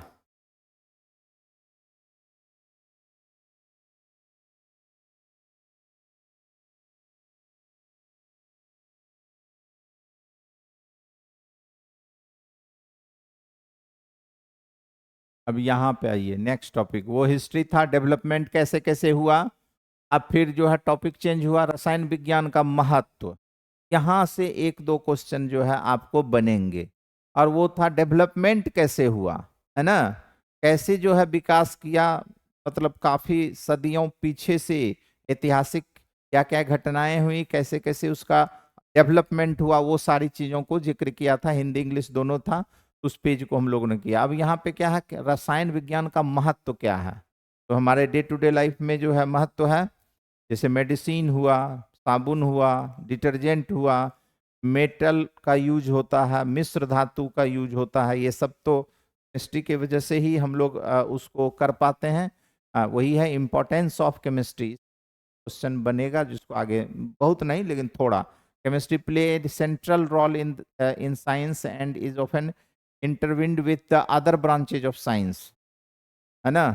तो यहाँ पे देखिए chemistry are applicable in diverse area such as weather pattern. यहाँ पे देखिए production of chemicals, industry, manufacturing, fertiliser. अब देखिए केमिस्ट्री की वजह से, यानी क्या क्या क्या ये मैन्युफैक्चर करता, मैन्युफैक्चरिंग, फर्टिलाइजर, फर्टिलाइजर जैसे यूरिया, डीएपी, अल्कली का निर्माण करता है, एसिड का करता है, सॉल्ट का करता है, डाई का करता है, डाई क्या हो गया, रंग हो गया, पॉलीमर का करता है, पॉलीमर केमिस्ट्री, ड्रग्स, मेडिसिन हो गया, साबुन का निर्माण, डिटर्जेंट का निर्माण, मेटल का निर्माण, मिश्र धातु का निर्माण, ये सभी जो है क्या है, इंक्लूडिंग न्यू मटेरियल, कुछ नए मटेरियल को भी ये बनाते हैं। ये सारे जो है क्या है, इंपॉर्टेंस है केमिस्ट्री के, है ना। इन सभी जगह पे जो है केमिस्ट्री है, एलॉय में है, मेटल्स में है, मेटल के एक्सट्रक्शन में है, पॉलीमर में है, ड्रग में है, मनी मेडिसिन, साबुन, डिटर्जेंट, डाई, ये सारे फर्टिलाइजर, ये सारे जो है क्या है, इंपॉर्टेंस है केमिस्ट्री के। पढ़ते हैं नेक्स्ट पे। रसायन विज्ञान राष्ट्र की अर्थव्यवस्था में भी महत्वपूर्ण भूमिका निभाता है। मानव के जीवन स्तर को ऊंचा उठाने हेतु भोजन, स्वास्थ्य, सुविधा की वस्तुओं और अन्य सामग्री की आवश्यकताओं को पूरा करने में इसकी महत्वपूर्ण भूमिका है। अब वही है उर्वरक, और उर्वरक फर्टिलाइजर है, जीवाणुनाशक, एंटीबायोटिक हो गया नहीं ये, कीटनाशक, इंसेक्टिसाइड के उन्नत किस्मों की वजह से उत्पादन, इसके कुछ उदाहरण हैं। वाले पे जाते हैं। Improve variety of pesticides and insecticide. अभी टॉपिक आया नहीं है मेन, अभी बस वही हिस्ट्री इंपॉर्टेंस चल रहा है, इसलिए ज़्यादा कुछ आपको मिल नहीं रहा है, मिलेगा। अब थोड़ा धैर्य रखिए। केमिस्ट्री प्रूव बोले ही कि कई चैप्टर में कुछ ऐसी चीज़ें हैं जहाँ पे आपका फ्लो बनेगा नहीं, बस सिर्फ इंफॉर्मेशन है, हिस्ट्री है। केमिस्ट्री अभी आया नहीं है original chemistry. Chemistry provide method for the isolation of life saving drugs. मतलब केमिस्ट्री जो है प्रोवाइड करता है मेथड, मेथड से आप जो है लाइफ सेविंग मेडिसिन या ड्रग्स का निर्माण कर सकते हैं फ्रॉम नेचुरल सोर्स, है ना। किसी नेचुरल सोर्स से जो है लाइफ सेविंग दवा आप बना सकते हैं। अब देखिए यहाँ पे कुछ आएगा टर्म आपको, ये देखिए ये क्वेश्चन पूछा है यहाँ पे, यही इसी चीज को मैं ढूंढ रहा था। यहाँ देखिए सिस्प्लेटिन, और ये है टेक्सोल, और दूसरा है एजेडिटी एजिडोथाइमिडीन, जिसमें इसके बारे में पूछा गया है। ये आपका इंपॉर्टेंट है, ये इंपॉर्टेंट है। अब क्या क्या मेडिसिन बनते हैं, makes possible synthesis of such drug drug, मतलब केमिस्ट्री की वजह से कुछ मेडिसिन का सिंथेसिस हुआ। Some of this drugs are cisplatin. अब ये सिस्प्लेटिन क्या है, सिस्प्लेटिन एंड टेक्सोल, ये दोनों जो है मेडिसिन है, और ये दोनों कहाँ यूज होता है, कैंसर ट्रीटमेंट के लिए इसका यूज होता है। इसमें सिस्प्लेटिन जो है एग्जाम में पूछ चुका है, ठीक है। तो ये सिस्प्लेटिन के बारे में आप जानिए, ये है सिस्प्लेटिन। सिस्प्लेटिन क्या है, केमोथेरापी, केमोथेरापी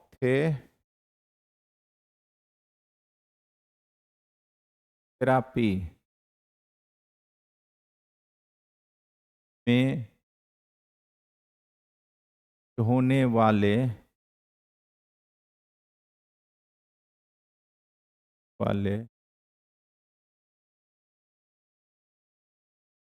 टेक्सोल भी वही है, मतलब यूज सेम है, सिस्प्लेटिन। अब ये क्या होता है, देखिए ये सिस्प्लेटिन जो होता है स्क्वायर प्लेनर कॉम्प्लेक्स है, स्क्वायर प्लेनर कॉम्प्लेक्स है। ये क्या है, स्क्वायर प्लेनर कॉम्प्लेक्स। अब ये सिस्प्लेटिन ऐसा होता है।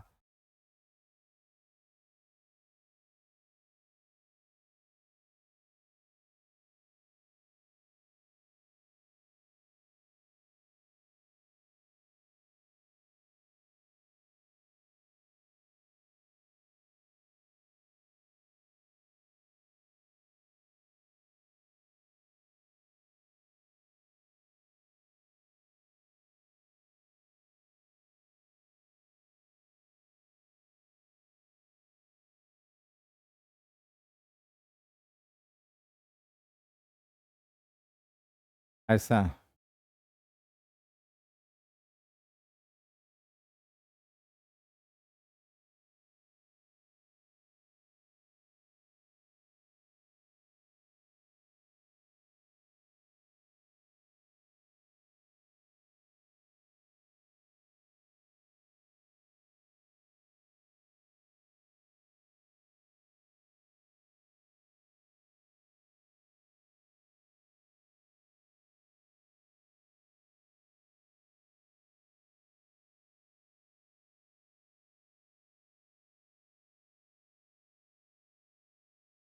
ये क्लोरीन, ये क्लोरीन, ये दोनों अलग अलग हैं।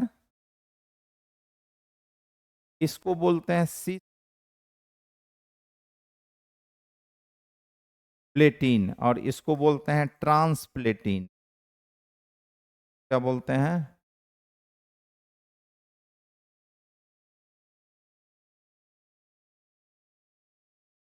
क्या बोलते हैं, ट्रांसप्लेटिन। तो ये जो है देखिए क्यों इसको सिस बोले, क्योंकि देखिए दोनों क्लोरीन क्या है, एक साथ है, दोनों अमोनिया क्या है, एक साथ है, अमोनिया अमोनिया क्लोरीन क्लोरीन। तो यहाँ पे दोनों अमोनिया क्या है, एडजेसेंट है, दोनों क्लोरीन क्या है, एडजेसेंट है।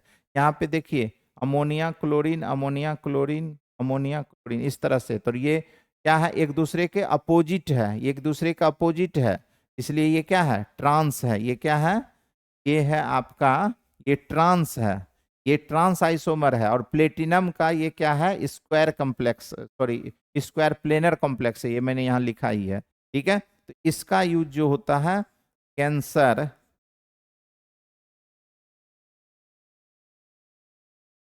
Treatment medicine, cancer treatment medicine के रूप में इसका यूज होता है, किसका, सिस्प्लेटिन का, ठीक है। यही यहाँ पे दिया है, ये आपको एग्जाम में पूछता है, ये आपको कीमोथेरेपी में यूज होने वाले मेडिसिन, है ना। कैंसर ट्रीटमेंट, कैंसर के इलाज में यूज होने वाला ये मेडिसिन है, ये सिस्प्लेटिन है।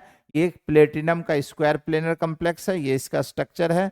इसका यूज नहीं होता है, इसका यूज कैंसर ट्रीटमेंट में नहीं है, इसका यूज नहीं है, इसका यूज है। बट ये दोनों क्या है, एक दूसरे का, ये दोनों एक दूसरे का जियोमेट्रिकल आइसोमर है। ये दोनों एक दूसरे का कैसा है, ज्योमेट्रिकल आइसोमर है। ठीक है, जियोमेट्रिकल आइसोमर है। ये सिस है, ये ट्रांस है। ठीक है, ऑर्गेनिक केमिस्ट्री में इसको डिटेल में बताएंगे। सिस ट्रांस क्या होता है, ज्योमेट्रिकल क्या होता है, कोऑर्डिनेशन केमिस्ट्री में इसका एक बार फिर आएगा। लेकिन चूंकि यहाँ जिक्र आया है तो थोड़ा मैंने इसको आपको सिर्फ जो है समराइज किया है कि ऐसा है, ये सिस्प्लेटिन है, ये ट्रांसप्लेटिन है, और ये दोनों सिस्प्लेटिन और ट्रांसप्लेटिन दोनों एक दूसरे का क्या है, दोनों एक दूसरे का है ज्योमेट्रिकल आइसोमर। ठीक है, तो ये आपका, तो ये सिस्प्लेटिन के बारे में बता दिए। टेक्सोल भी आपका कैंसर ट्रीटमेंट में यूज होता है, सिस्प्लेटिन भी कैंसर ट्रीटमेंट में यूज होता है। और जो यूज होता है मेडिसिन के द्वारा, जब कैंसर को ट्रीट करते हैं तो उसको केमोथेरेपी बोला जाता है। मेडिसिन से अगर कैंसर का इलाज होता है मेडिसिन के द्वारा तो इसको कीमोथेरेपी बोला जाता है। और अगर रेडिएशन से इलाज होता है, गामा रेडिएशन से, तो उसको रेडियोथेरेपी कहा जाता है। क्या कहते हैं, रेडियोथेरेपी। और मेडिसिन से अगर कैंसर को ठीक किया जाता है, उसको कंट्रोल किया जाता है, तो केमोथेरेपी। रेडिएशन से करते हैं कंट्रोल, तो रेडियोथेरेपी। ठीक है, सिस्प्लेटिन और टेक्सोल इसका यूज जो है कैंसर ट्रीटमेंट में है। और उसी की तरह एक और मेडिसिन होता है, द ड्रग AZT, एजिडोथाइमिडीन। ये एक एड्स के लिए है, इस दवा का यूज किया जाता है। Azidothymidine is used for helping AIDS patient. AIDS के रोगी को इससे इसका इलाज किया जाता है एजिडोथाइमिडीन से। ठीक है, ये सारे जो है इंपॉर्टेंस है। नेक्स्ट पे बढ़ते हैं। कोई कमेंट भी है क्या, बोलिए, कोई कमेंट है या कोई क्वेरी या कुछ भी है? क्योंकि मैंने बताया कि शुरुआत में कई ये है, हिस्ट्री है, कुछ बातें हैं, मतलब जनरल डिस्कशन है, उससे क्वेश्चन का कुछ खास लेना देना नहीं है। जहां से क्वेश्चन का लेना देना है वहां मैंने उसको रोक के उसका डिटेल में आपको बता रहा हूं। ठीक है, आई होप कि यहां तक क्लियर है प्यारे बच्चों। बोलिए, एनी डाउट? दुर्गा, शुभम कुमार, नीतीश पाठक, मिथिलेश कुमार, कमेंट कीजिए।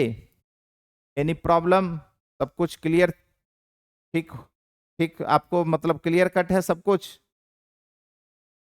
कि आज इंट्रोडक्शन क्लास है, लेकिन आज जो है इसमें धीरे धीरे करके जो है आपका टॉपिक जब केमिस्ट्री स्टार्ट होगा, हाँ ये केमिस्ट्री था, ये केमिस्ट्री मैंने बताया आपको, बट इसके जो डिटेल आएंगे वो कहाँ आएगा, कोऑर्डिनेशन कंपाउंड में आएगा, कोऑर्डिनेशन केमिस्ट्री। यहाँ मैंने बस आपको आप सिस्प्लेटिन को डिस्कस किया कि ये दोनों जो है एक दूसरे का ज्योमेट्रिकल आइसोमर। ठीक है, पढ़ते हैं नेक्स्ट पेज पे।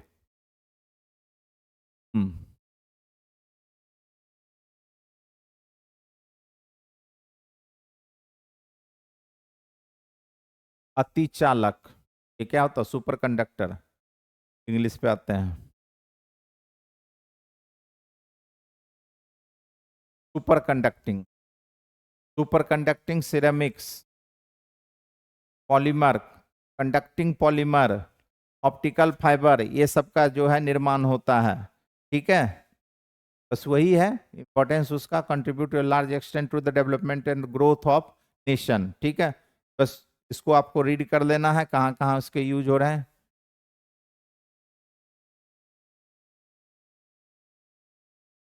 अब जैसे केमिकल के यूज से कुछ बेनिफिट हुए कई, तो कुछ डिसएडवांटेज भी हुए, कुछ उससे लॉस भी होने लगा। जैसे क्लोरोफ्लोरोकार्बन का यूज हमने किया रेफ्रिजरेंट के रूप में, तो उसके कई यूजेज, उसके कई बेनिफिट्स हम लोगों ने लिया, बट वो इन्वायरमेंट के फेवर में नहीं गया, इन्वायरमेंट फ्रेंडली वो केमिकल नहीं होता क्लोरोफ्लोरोकार्बन। अब क्लोरोफ्लोरोकार्बन जब इन्वायरमेंट में जाता है तो वो ओजोन लेयर को क्या कर देता है, ब्रेक कर देता है, वहां पे होल कर देता है। तो उससे सुरक्षित किसी केमिकल को जो है उसके सब्स्टिट्यूट के रूप में डिस्कवर्ड किया गया है, वही चीज यहाँ पे दिया गया है। पिछले कुछ वर्षों में रसायन शास्त्र की सहायता से पर्यावरणीय प्रदूषण से संबंधित कुछ गंभीर समस्याओं को काफी सीमा तक नियंत्रित किया जा सका है। उदाहरण स्वरूप स्ट्रेटोस्फेयर में ओजोन डिप्लेशन उत्पन्न करने वाले पर्यावरण प्रदूषक क्लोरोफ्लोरोकार्बन, सीएफसी शॉर्ट में बोलते हैं, सदृश पदार्थों के विकल्प, अब इसका विकल्प जो है सफलतापूर्वक संश्लेषित कर लिए गए, परंतु अभी भी पर्यावरण की अनेक समस्याएं रसायनविदों के लिए गंभीर चुनौती बनी हुई है। ऐसी ही एक समस्या है ग्रीन हाउस गैस, है ना, जिसे मीथेन, कार्बन डाइऑक्साइड, अभी भी ये चुनौती है, लेकिन सीएफसी का जो है अल्टरनेट ढूंढ लिया गया। ठीक है,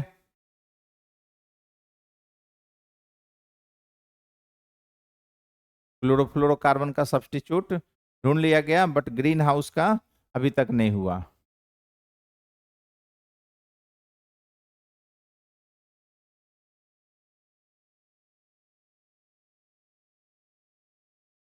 हम्म,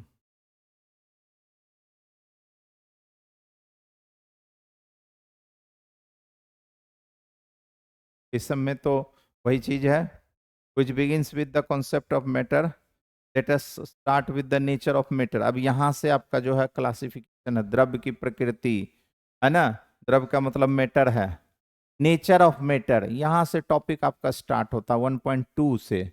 1.1 हमारा था, आपका क्या था बताइए, रसायन विज्ञान का विकास था, रसायन विज्ञान का महत्व था 1.1 में, जिसमें आपको सिस्प्लेटिन बताया। अब है 1.2 में नेचर ऑफ मैटर, द्रव्य की प्रकृति, मतलब बेसिकली जो है केमिस्ट्री में हम लोग जो पढ़ते हैं, अगर पूरा यूनिवर्स की बात किया जाए, अगर हम लोग बात करें यूनिवर्स की, यूनिवर्स, यूनिवर्स की बात अगर हम लोग करते हैं तो क्या होगा आप बताइए। यूनिवर्स का मतलब ब्रह्मांड हुआ, इसमें सब कुछ इंक्लूड हो गया, यूनिवर्स में क्या हो गया, सब कुछ इंक्लूड हो गया।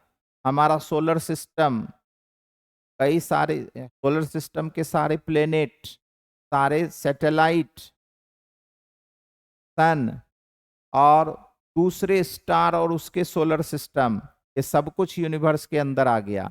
अगर हम लोग इसको देखें, ऑब्जर्व करें, तो पूरे इंटायर यूनिवर्स में दो ही चीजें हैं, क्या क्या है, एक मैटर है और दूसरा क्या है, एनर्जी है।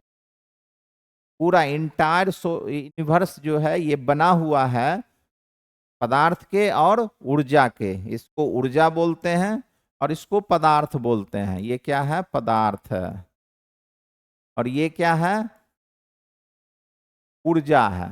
ठीक है, अब बेसिकली जो है केमिस्ट्री में हम लोग जो ज्यादा स्टडी किसका करते हैं, ज्यादा स्टडी करते हैं मैटर का, और एनर्जी का स्टडी कहाँ होता है, फिजिक्स में मुख्य रूप से होता है। फिजिक्स में मुख्य रूप से एनर्जी का स्टडी होता है, मैटर का कम होता है, एनर्जी ज्यादा होता है। केमिस्ट्री में क्या होता है, मैटर ज्यादा होता है, एनर्जी कम होता है।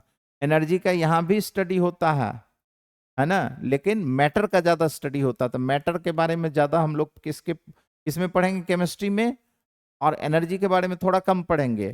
फिजिक्स में एनर्जी के बारे में ज्यादा पढ़ेंगे और मैटर के बारे में कम पढ़ेंगे। फॉर एग्जांपल जैसे electrical energy, heat energy, sound energy, तो हीट, साउंड, इलेक्ट्रिसिटी, इसके बारे में कहाँ पढ़ते हैं, फिजिक्स में पढ़ते हैं, है ना। इलेक्ट्रिसिटी, हीट, साउंड, लाइट, ये सब, लाइट, हीट, साउंड, ये सब क्या है, एनर्जी है। इसके बारे में कहाँ पढ़ते हैं, फिजिक्स में पढ़ते हैं।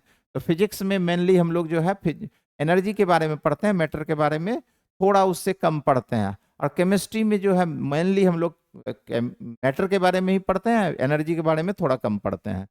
तो इसमें अब ये कई फॉर्म ऑफ एनर्जी होगा, सोलर एनर्जी, लाइट एनर्जी, है ना, electrical energy, sound energy, heat energy, ये सब इसमें आ जाएगा। Nuclear energy, chemical energy, mechanical energy, ये सारे एनर्जी इसमें आ जाएंगे, है ना। ऑल टाइप ऑफ एनर्जी इसमें आ जाएगा। अब यहाँ पे जो होगा ये क्या होगा, एक होगा आपका फिजिकल, ये क्या होगा, फिजिकल बेसिस ऑफ क्लासिफिकेशन, एक होगा भौतिक आधार पे क्लासिफिकेशन और दूसरा क्या होगा, केमिकल बेसिस ऑफ क्लासिफिकेशन। मतलब रासायनिक आधार पे पदार्थों का वर्गीकरण और भौतिक आधार पे पदार्थों का वर्गीकरण। ठीक है, तो यहाँ पे जो है बेसिकली जो है ये तो आपका यहाँ पे आ जाता है सॉलिड लिक्विड गैस, ठीक है, solid liquid gas physical basis पे, और केमिकल बेसिस पे आपका दो पार्ट में हो जाता है ना, एक प्योर होता है और दूसरा क्या होता है, मिक्सचर होता है। ठीक है, प्योर में फिर आपका दो पार्ट आता है, प्योर में दो पार्ट आता है, क्या क्या आता है प्योर में, एलिमेंट एंड कंपाउंड आता है। अच्छा एलिमेंट, और यहीं पे लिखेंगे एलिमेंट, और यहाँ पे क्या आएगा, कंपाउंड आएगा। अब ये एलिमेंट कितने तरह का होता है, मेटल होता है और क्या होता है, नॉन मेटल, और क्या होता है, मेटल मेटल मेटलवाइड या सेमी मेटल भी इसको बोलते हैं। एलिमेंट तीन तरह का होता है, मेटल, नॉन मेटल और मेटलवाइड। धातु, अधातु और अर्ध धातु बोलते हैं ना हिंदी में इसको। तो हिंदी में भी आप लग लिखना चाहें, ये क्या हो जाएगा, धातु, अधातु, और इसको क्या बोलते हैं, उपधातु। सबसे ज्यादा नंबर में मेटल ही होता है, सबसे कम आपका मेटलवाइड होता है, नॉन मेटल का नंबर दोनों के बीच में होता है। अब ये कंपाउंड दो तरह का होता है, ऑर्गेनिक कंपाउंड और इनऑर्गेनिक कंपाउंड। ठीक है, कंपाउंड दो तरह का होता है, organic compound, inorganic compound. Carbon के कंपाउंड, मोस्ट ऑफ कार्बन के कंपाउंड क्या होते हैं, ऑर्गेनिक कंपाउंड होते हैं। ठीक है, कार्बन के कंपाउंड क्या होते हैं, ऑर्गेनिक कंपाउंड होते हैं। कार्बन के कंपाउंड ऑर्गेनिक कंपाउंड, और कार्बन को छोड़ के जितने अदर एलिमेंट हैं उसके कंपाउंड इनऑर्गेनिक कंपाउंड। कुछ और कार्बन के भी कुछ कंपाउंड इनऑर्गेनिक होते हैं, कार्बन के कुछ कंपाउंड इनऑर्गेनिक नेचर के होते हैं। मिक्सचर फिर फर्दर दो तरह का होता है, होमोजीनियस, होमोजीनियस और हेटेरो हेट्रोजीनियस। समांगी और विसमांगी, मतलब एक जैसा अगर है, कोई मिश्रण है, कोई सॉल्यूशन है, सॉल्यूशन भी एक मिश्रण है, अगर मिश्रण में कंपोजिशन एक जैसा है तो समांगी, और एक जैसा नहीं है तो विषमांगी। एक जैसा है तो होमोजीनियस या समांगी, एक जैसा नहीं है तो विषमांगी। ठीक है, ये मिक्सर के बारे में आपको बताया। और ये तो क्या, सॉलिड लिक्विड गैस, ये तो आपको पता ही है। सॉलिड में पार्टिकल क्या होते हैं, एक दूसरे से काफी करीब होते हैं, लिक्विड में थोड़ा दूर दूर होते हैं, गैस में बहुत दूर दूर होते हैं। यहाँ पे फोर्स ऑफ अट्रैक्शन मॉलिक्यूल या पार्टिकल के बीच में ज्यादा होता है, यहाँ सबसे कम होता है। यहाँ रैंडम मोशन होता है, यहाँ पे रैंडम मोशन नहीं होता है। अपने अपने लेटिस पॉइंट पे उसके पार्टिकल क्या होते हैं, अवस्थित होते हैं। ठीक है, तो ये आपको मैंने बताया नेचर ऑफ मैटर, उसका थोड़ा डिटेल बता दिया, आगे उसमें आएगा तो और भी हम लोग करेंगे। आगे बढ़ते हैं, इसको आगे बढ़ाते हैं। ठीक है, देखिए ये हो गया, यहाँ पे मैंने बताया आपको एक्स्ट्रा, यहाँ देखिए वही आपका फिगर है। द्रव की अवस्थाएं, ये क्या है, ठोस है, द्रव है, गैस है। यहाँ देख लीजिए पार्टिकल जो है क्या है, आपस में बिल्कुल करीब है, यहाँ थोड़ा दूर दूर है, यहाँ बहुत दूर दूर है। ठीक है, ठोस, द्रव और गैस की में कणों की अवस्था, पार्टिकल की अरेंजमेंट, पार्टिकल का अरेंजमेंट यहाँ क्या है, रैंडम है, बहुत दूर दूर है। ये उधर भाग रहा है, एक उधर भाग रहा है, एक इधर भाग रहा है। यहाँ पे क्या है, बहुत करीब है एक दूसरे से। ठीक है, तो ये है आपका सॉलिड, ठोस, द्रव और गैस, इंग्लिश में भी होगा। States of matter, you are aware that the matter can exist in 3 physical form, solid, liquid and gas. The constituent particle of matter in these states can be, अच्छा कोई figure आपको दिया है। बहुत क्या होता है, ठोस में कण एक दूसरे के बहुत पास और क्रमबद्ध होते हैं। हाँ, ये बात को ध्यान देना, क्रमबद्ध होते हैं मतलब एक रिपीटेड अरेंजमेंट होता है, सिस्टमेटिक अरेंजमेंट होता है, व्यवस्थित होते हैं, और ये बहुत गतिशील नहीं होते हैं ठोस में। द्रव में उससे ज्यादा गतिशील होता है और गैस में बहुत ज्यादा गतिशील होता है। काइनेटिक एनर्जी जो है सबसे ज्यादा गैस में होगा, सॉलिड में क्या होगा, सबसे कम होगा। ठीक है, सॉलिड में पार्टिकल क्या होगा, बहुत ही नजदीक होता है, लिक्विड में थोड़ा दूर होता है, गैस में और भी दूर होते हैं। और ये तो पता ही है, ठोस का क्या होता है, आयतन निश्चित होता है, आकार भी निश्चित होता है, वही चीज यहाँ पे दिया है। ठोस का आयतन और आकार दोनों निश्चित होता है, गैस का ना तो आकार यानी कि यहाँ सॉलिड अगर है तो आकार, आयतन,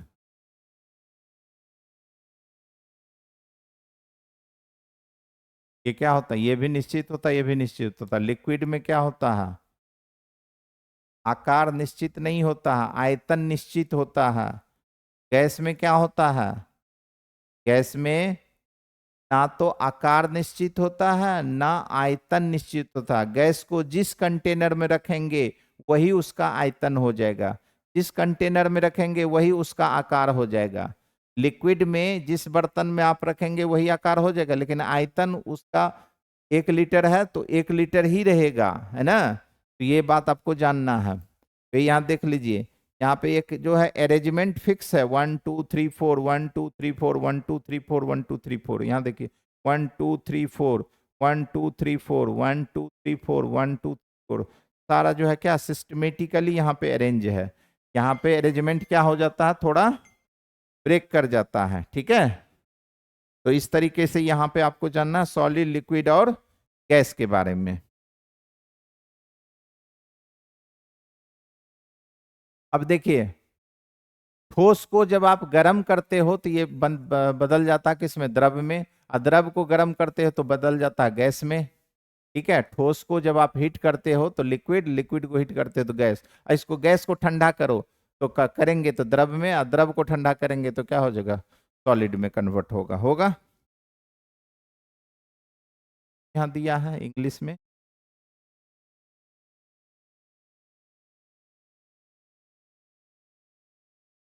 द्रव का वर्गीकरण, चलिए आज हम लोग जो है यहाँ पे देख लेते हैं क्लासिफिकेशन। अभी भी हमारा टॉपिक यहाँ पे, यहाँ से शुरू करेंगे। ये हमारा टॉपिक जो होगा नेक्स्ट क्लास में हम लोग जो है यहाँ से अब स्टार्ट करेंगे, द्रव का वर्गीकरण। नेक्स्ट टॉपिक जो होगा, यानी या हिंदी क्या लिखे हैं, क्लासिफिकेशन ऑफ मैटर ना 12.1.2, हाँ, classification of, classification of matter, ये क्या है,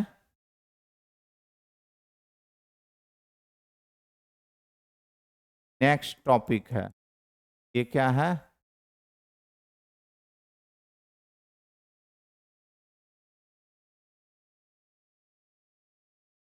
नेक्स्ट टॉपिक है। हम लोग नेक्स्ट डे यानी कि मंडे टू सैटरडे आपका क्लास चलेगा। ठीक है, मंडे टू सैटरडे, संडे को आपका नहीं होगा, और संडे को आपका जो जो टेस्ट होता है उसका डिस्कशन होगा। ठीक है, तो हम लोग इसको अब मंडे से इसको क्या करेंगे, कंटिन्यू करेंगे। ठीक है, तो आज जो है टॉपिक को हम लोगों ने क्या किया, इंट्रोड्यूस किया, मैंने बताया कि जो है कहाँ हम लोग किस तरीके से आगे बढ़ेंगे एनसीईआरटी को। सारा कुछ आपका एनसीईआरटी का है, हिंदी यानी इंग्लिश दोनों है। ठीक है, और बाइलिंगुअल हम लोग इसको पढ़ रहे हैं, पढ़ा रहे हैं। ठीक है, तो अगले क्लास में हम लोग यहाँ से स्टार्ट करेंगे। अगले क्लास में आपका टॉपिक जो है मेन टॉपिक पे हम लोग आ जाएंगे। आज चैप्टर को हम लोगों ने इंट्रोड्यूस कर दिया है। अगले क्लास से हम लोग जो है चैप्टर को आगे बढ़ाएंगे, ठीक है। आई होप सब कुछ आपको अच्छा लगा होगा, और बढ़ते हैं हम लोग अब नेक्स्ट क्लास यानी मंडे को करेंगे। तो okay bye, all the best आज की क्लास के लिए, और आज का क्लास हम ओवर करते हैं। Okay bye.